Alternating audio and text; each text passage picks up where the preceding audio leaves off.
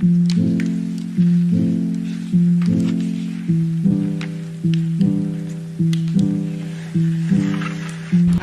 my name is Bubeleka Zimpara. I'm a friend of Cassandra's. I am Tandiwe Dlamini, but most people know me as Miss T. I'm down to the troops, doing the same thing that my friend is doing. We're colleagues here on the grounds of YouTube.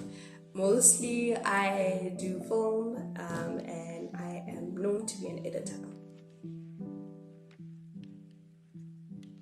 Cassandra and I met in first jam at Res. We stayed at the same Res, so we went through the same orientation week initiation period. It was a friendship from the start.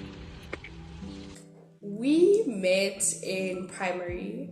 I had I had transferred from the school previously before that to another school where she was, and I got there in term 3, grade 6.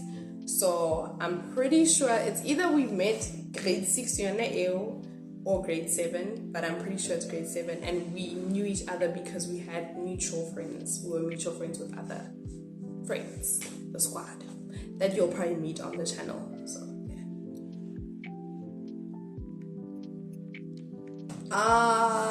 A situation.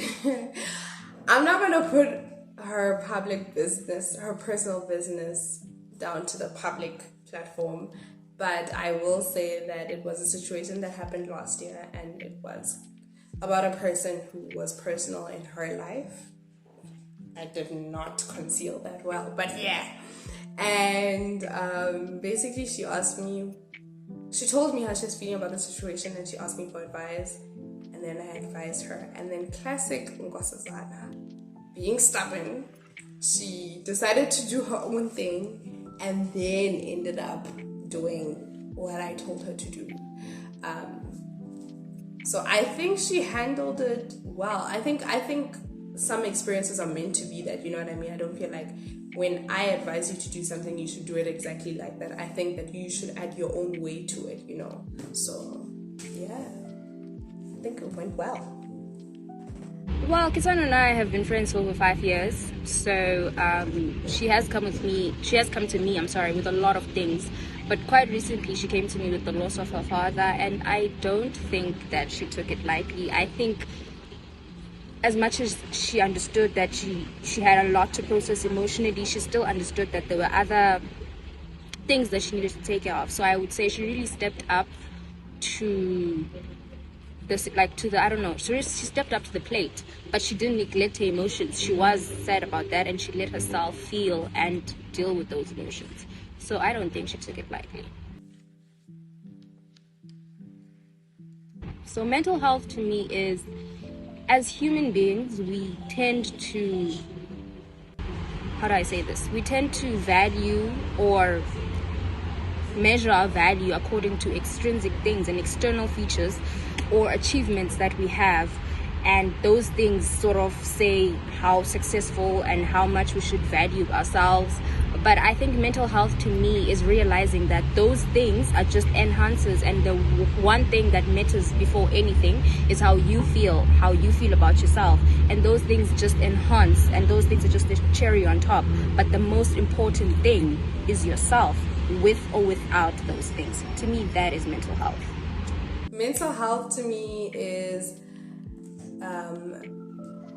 trying to maintain a good mindset, a positive mindset, because sometimes circumstances build up certain feelings and compose certain feelings that are overwhelming, which can be depression or depressive. I think that's a word. And sometimes it's just feelings that you didn't choose to have in the moment, like depression sometimes just hits you out of nowhere.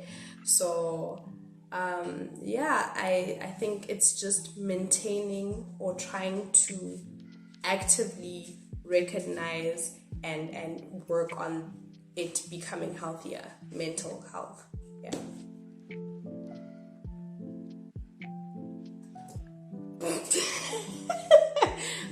Definitely. I am one to avoid my emotions, and not deal with things as they're happening. But Cass has called me out so many times, and she holds me accountable. She's like, okay, you can feel down about this, but you know you need to deal with it, right? Or you can do this so as to pacify yourself in the moment, but you know that's not healthy, right? So she calls me out and she holds me accountable, and she has actually taught me to pay attention to my feelings, because I'm one to just joke and be like, but it will be okay, you know. But like, really, she has taught me how to to hold myself accountable. So yeah, definitely. And I've been through a lot, so yeah. I think it's a little bit of both. Sorry. I think it's a little bit of both, because we are very direct with each other, and we understand each other in a way where we can be toxic if the friend needs us to be toxic. You know what I mean? And we can be good if the friend needs us to be good. So if Gozan says to me, I want to go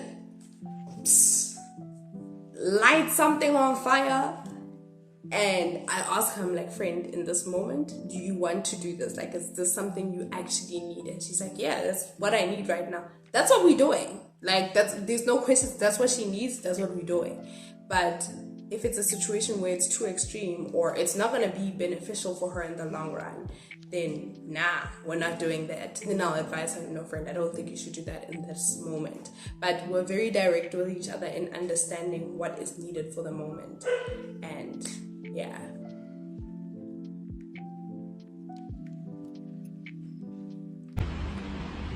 "2021, like, without a doubt, 2021 was one of the hardest years for both of us. And before that, it was COVID, so we weren't really seeing each other. And the 2 years prior, we were staying at different places. 2021, we saw each other a lot more. And I think the other years, we would check on each other over the phone, and it would be a thing of, are you okay? And I'm like, yeah, I'm good. But 2021, we really got to meet up a lot all the time. And then she would see that I was not okay, and we really got to understand the type of people that we are and how we deal about things. So 2021 definitely stands out for our friendship. In fact, it's brought us closer together.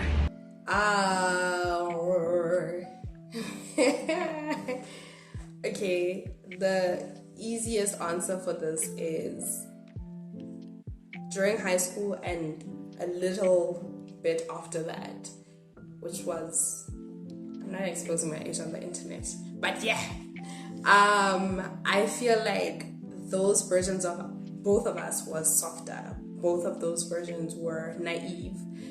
Both of those versions had not been in the real world and got hurt by the real world. So I think because of that, we're still like optimistic and yeah, the world is our oyster. And because of that, it was easier to talk to each other.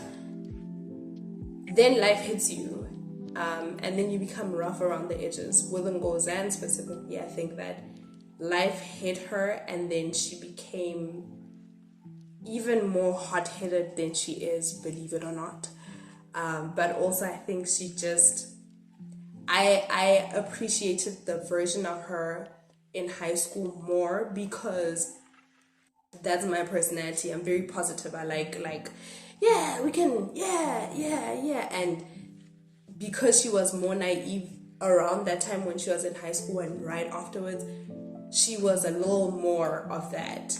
As she grows into like the woman she wants to become, she's rougher on the edges.